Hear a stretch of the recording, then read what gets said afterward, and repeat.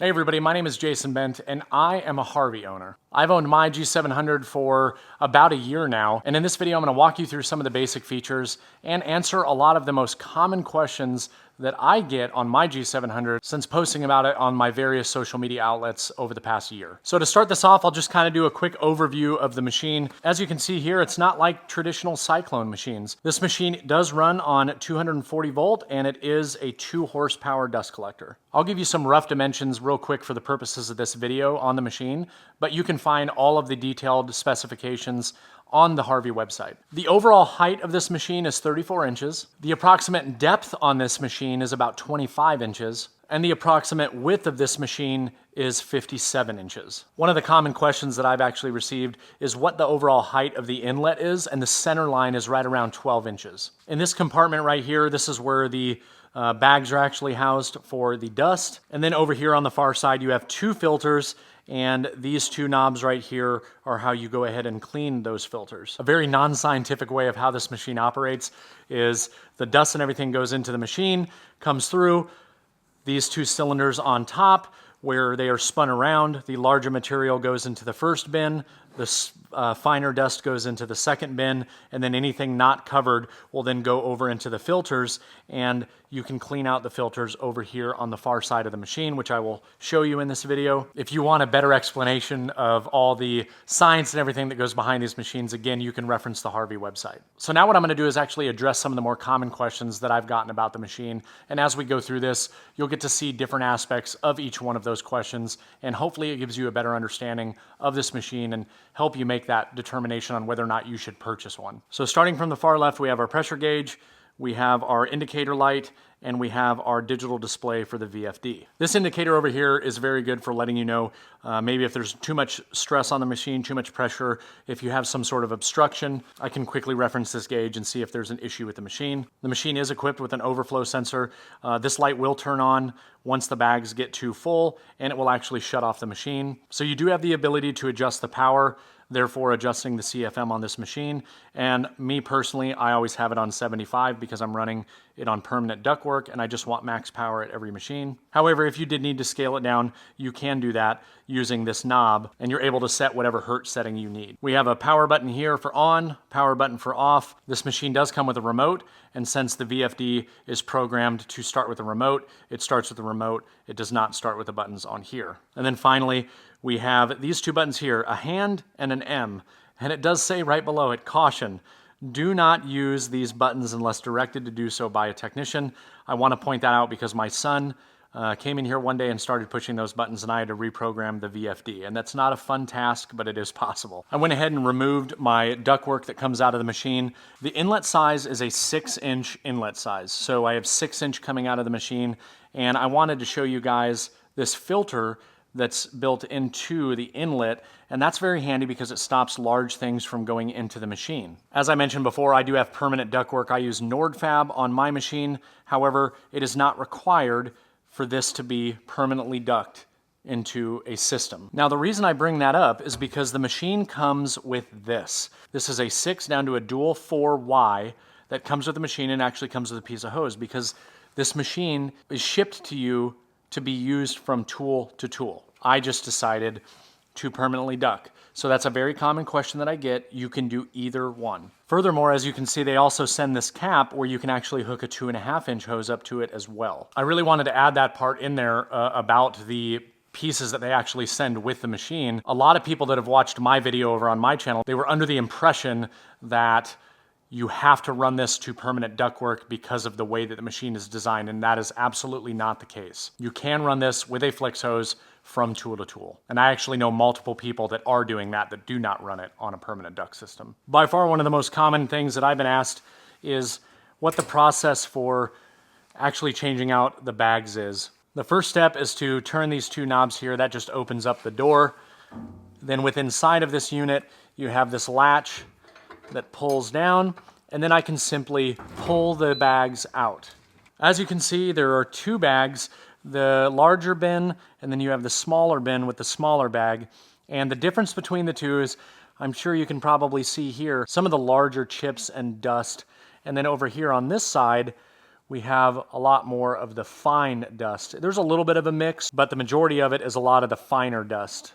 I wanted to make sure that I had these relatively full because I want to share with you guys one of my favorite features about this machine, and that is actually changing the bags out and how easy it is. And so all you have to do here is there's this elastic band that just keeps the bags over the edge. I've never had any issue with that at all. It works great. One of the large concerns and one of the biggest questions I got is the capacity of these storage bins. So with these, you have just over 30 gallons as opposed to a large Cyclone unit where you have 50. I had the larger capacity in my last shop, and changing those bags out was very difficult. Now, do I have to do these more often? Yes, I do, but I'm not a production shop, so it really has not been that big of an issue for me at all.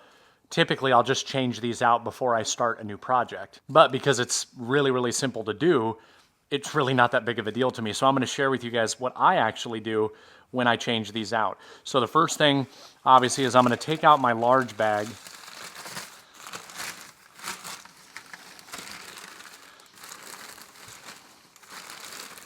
And I'm going to pull that bag out, set it off to the side here, and then I like to take one of these large trash bags, and I can actually keep this in the shop during a project because I'm able to dump these a couple of times. So what I'll do is actually place this bag inside of my larger bag,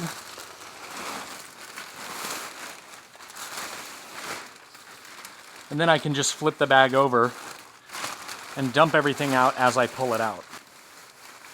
And I found that if I do it slowly, I don't get a bunch of dust coming out. And I've actually been reusing the same bag for quite some time because it's not overly heavy. I don't have the issue of the bag ripping. I also don't have some sort of metal strainer on the inside that has a tendency to poke holes in the bag as well. So I'm able to reuse these bags over and over again. Now we'll take out the smaller one. And this one is even easier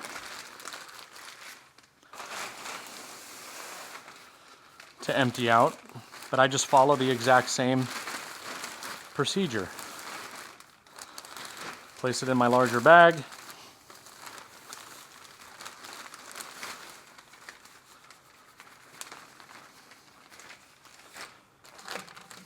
Replace that. Place my elastic band back on. It's good to go. I slide that back into the machine. This little latch right here goes over this metal bracket. I simply lock this down, close up the doors, turn these all the way so they're locked, and we're good to go.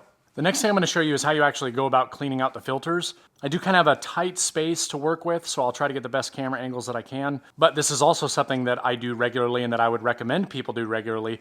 Anytime you change out the bags, it's probably a good opportunity to go ahead and clean out the filters so you're good to go starting your next project. So before I walk you through it, I'll kind of explain how it works. You actually use the machine to clean the filters and process that dust back into the bags. So basically everything that wasn't in the bags that is in the filters or down in the base below the filters, I'm going to suck all of that out with the machine, allow it to go through the cycle one more time, drop down into the proper bags. So I'll go ahead and get it cleaned out, then I will open it back up and show you that there is now dust inside of those bags. All right, so due to the way that I have some of the things set up in my shop, I'm gonna have to do this from a couple different camera angles, but I wanted to first give you a view of the two ports down at the bottom that we will actually be cleaning out. And so what I wanted to make sure I show you in the video is if I take this cap off,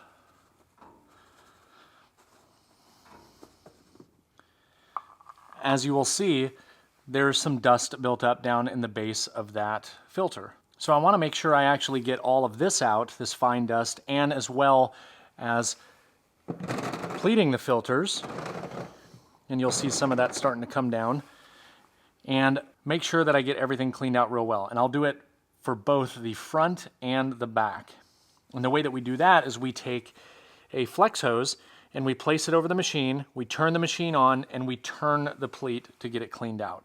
So I will go ahead and move the camera and show you that process. A couple of things I want to highlight on this while I'm going through this process is make sure that you account for the space needed on the side. I have just enough space, but honestly, I wish I had a little bit more. Keep that in your mind when you're going through your planning considerations for where you would like to place this machine. And two, if you're using it from machine to machine and you have the hose already hooked up, this is a very, very simple process. For me, I actually use a piece of flex hose that I have, and this is actually from the middle of my shop, and I actually just pull it over here and get everything hooked up and run through the cycle. All right, once I get my hose attached over the inlet, I usually just make sure I keep one hand on it. I'm going to turn on the machine, and I can already hear it starting to suck out all the dust.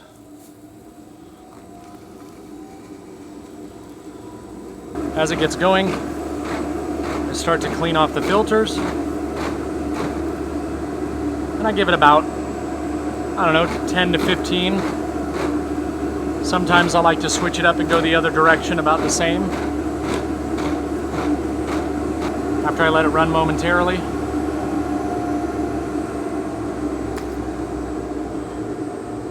Go ahead and shut it off. I'm going to let it come all the way down to a complete stop. While this is coming all the way down, the reason why I let it come to a complete stop is if I take this hose off right now, that air is coming through the machine because it's pushing all of that dust out. If I did that, you will have quite the mess. And after you run that cycle, it's nice and clean.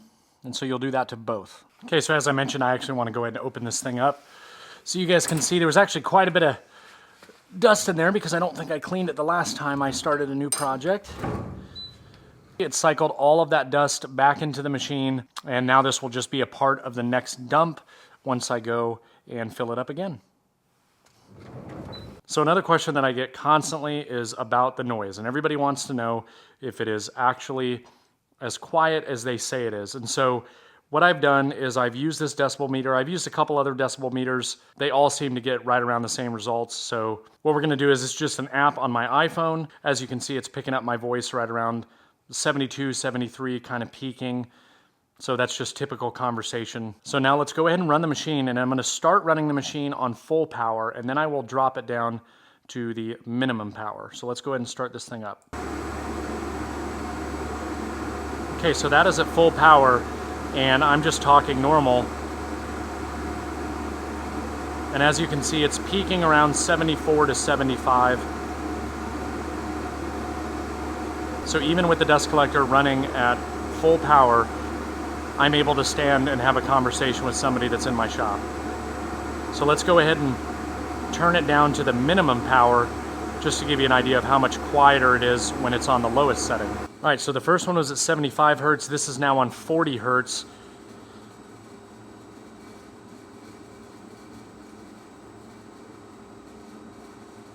And it looks like we're peaking right around 60. So I don't even know if you guys will even be able to hear this very well on the video, but it's very quiet. Let me go ahead and turn it up to half power just so we can kind of see what that falls into.